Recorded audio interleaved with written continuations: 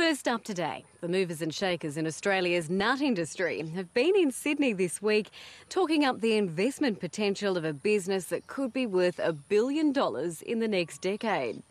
While macadamias and almonds will be at the forefront of that export drive, a small group in North Queensland is determined to prove there's also cash in locally grown cashews.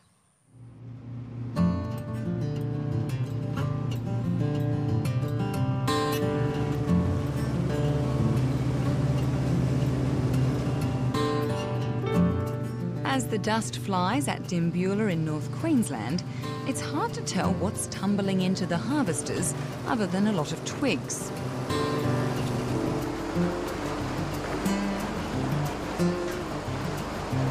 Once the rubbish is removed, though, the real crop emerges: cashews. And one man who is nuts about these nibbles is Peter Shearer, a businessman who first made a name for himself in the rag trade as the owner of a menswear chain. I retired a long time ago and to live in Cairns, and got bored stiff and decided to start a small hobby farm, which became one of the largest macadamia farms in Australia at the time.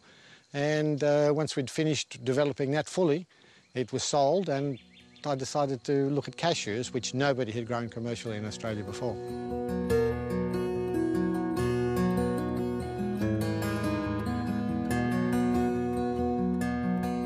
Australians eat around 15,000 tonnes a year, making the cashew one of the country's most popular nuts. But with most imported from Vietnam, seeing the nut au naturel is something of a novelty. The crop is a fascinating one. For a start, it is a first cousin to the mango. It is the only fruit which the seed is on the outside. There is numerous uses for all parts of the nut. For an example, the actual fruit is used for a lot of purposes. They use it in jams, chutneys, soft drink, liqueur.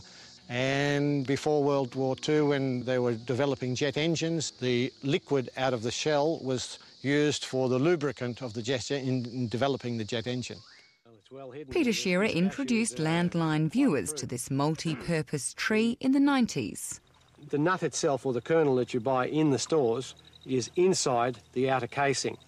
Within that outer shell there is a toxic type liquid which most people believe is highly poisonous. It is toxic, but it's not deadly. But the cashew kernel is inside, and that's what we're growing the nuts for. Back then, plenty of research funding was also being poured into the fledgling industry, as scientists evaluated 3,000 cashew hybrids from around the world in a bid to breed a tree tailor-made for local conditions. So last time we were here, you were looking for the perfect Australian cashew tree. Have you actually found it? We haven't found one. We found 11, of which we're now multiplying those up and using them for our expansions. OK. And they would have come from a tree like this one? Yeah, we've used these trees as parent trees for our breeding program. We've cross-pollinated them and come up with what is now considered the best in the world. Cuttings from the high performers are grafted onto strong rootstock to create the new trees. While the 11 have been selected for a variety of reasons, including frost and insect resistance, the priority is to improve yields. Our new trees are capable of producing the required 3.5 to 4 tonne, whereas previously the parent trees, which we imported from everywhere, were capable of producing maximum 1 tonne. These superior trees are just part of Mr. Shearer's strategy to compete with the big producing countries where labour is far cheaper.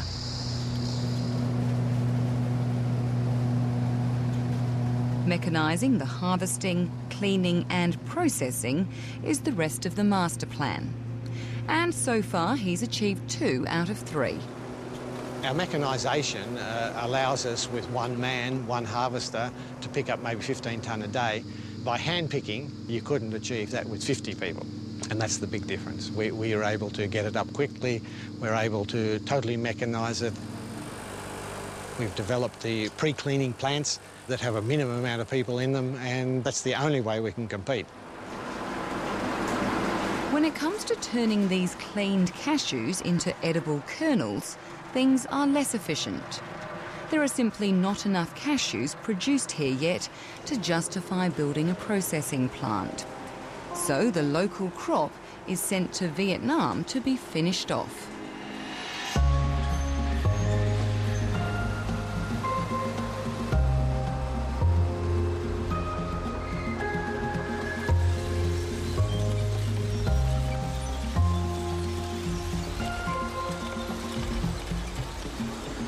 Vietnam is one of the world's biggest producers of cashews. It has more than 100 processing plants, including this partly Australian-owned factory.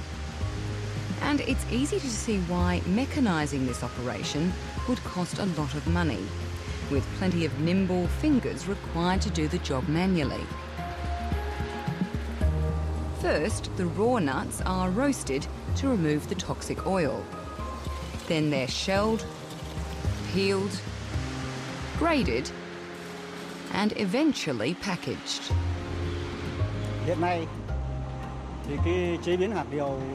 Currently, the cashews in Vietnam, and in particular at this food factory, are mostly processed by hand.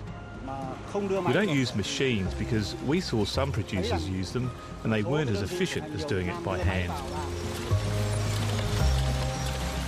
And among the 10,000 tonnes handled here each year are the nuts from North Queensland.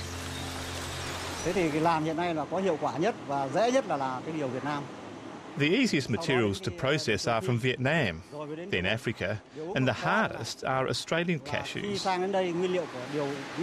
The difficulty with Australian cashews is that when they arrive, we have to remove the cashew apple by hand, so it takes a lot of manpower.